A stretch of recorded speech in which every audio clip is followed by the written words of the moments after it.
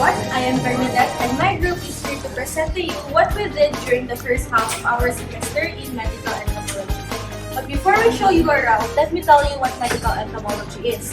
It is the study of different arthropods that cause different diseases to humans. It is important for us, future medical professionals, doctors, nurses, etc., to learn about this, for us to know the different cures, and for us to understand the diseases more.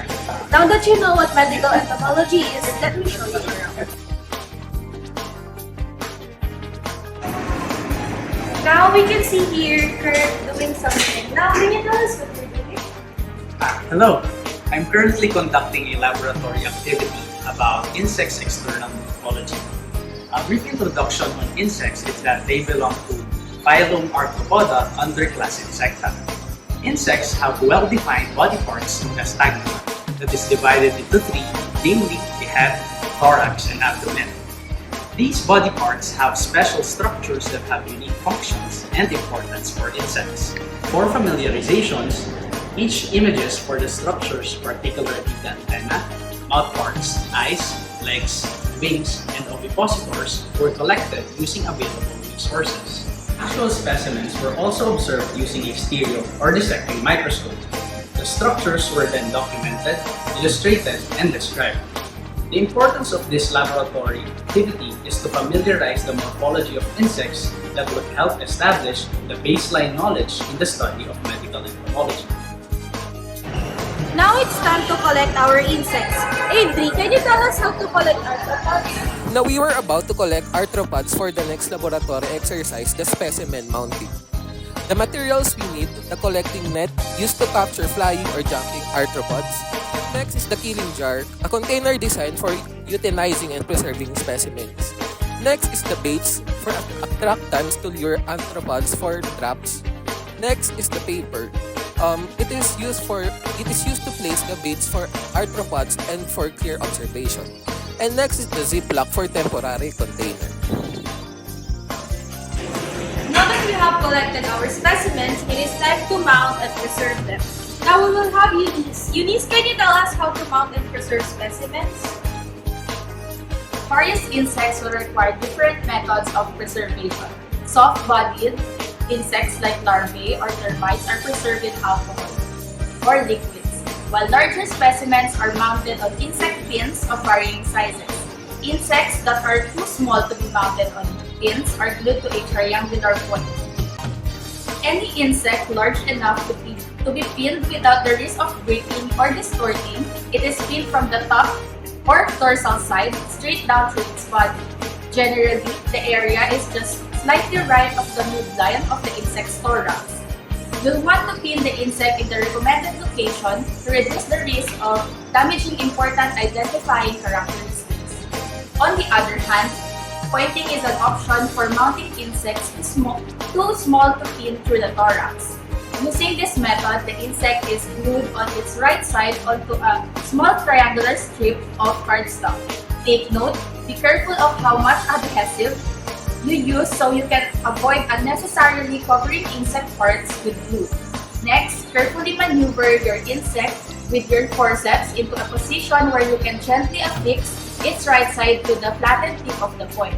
You can then adjust the position of the insect before the glue sets.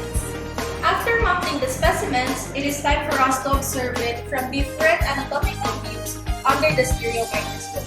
Now we can see Maxine do that. Can you tell us something about what you're going to do? The first anatomical view is the dorsal.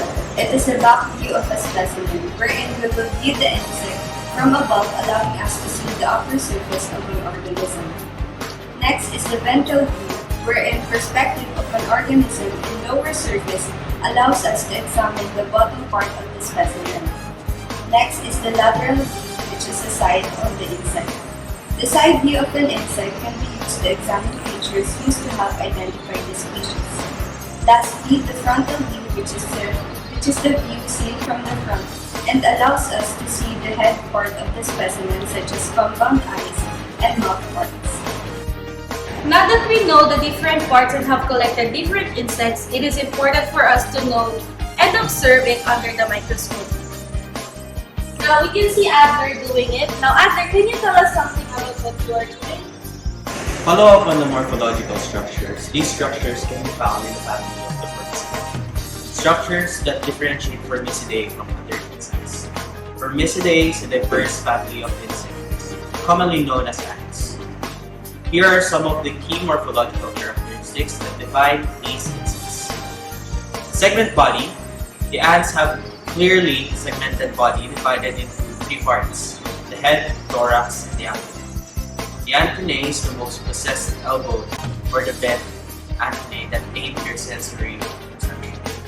The mandibles are the ants' strong mandible, which vary the purpose of feeding their defense and manipulating objects. The petiole and the postpetiole can be found between the thorax and the abdomen, and they have this flexibility movement for the ant's body. The sting. Some of the ants possess this venomous sting, which in the end of the abdomen can be found, which they use for the defense, to subdue their prey. The setae. Ants have fine hairs called setae that covers their bodies and play a role in sensing their environment. The tarsal claws. These are specialized structures on the legs that help the ants grip into various surfaces and objects. These are some of the prominent morphological structures or features that can help you in identification of the classification of ants within the Formicidae. Now, after observing the insect, it is time for us to identify it by its morphological structures with the use of the dichotomous scheme.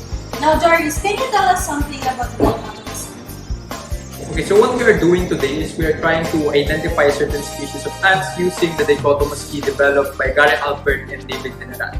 Now, this dichotomous key is a very important tool for taxonomies as well as myrmecologists, which consists of different couplets that contains different morphological characters that helps us identify and differentiate species of ants from one another.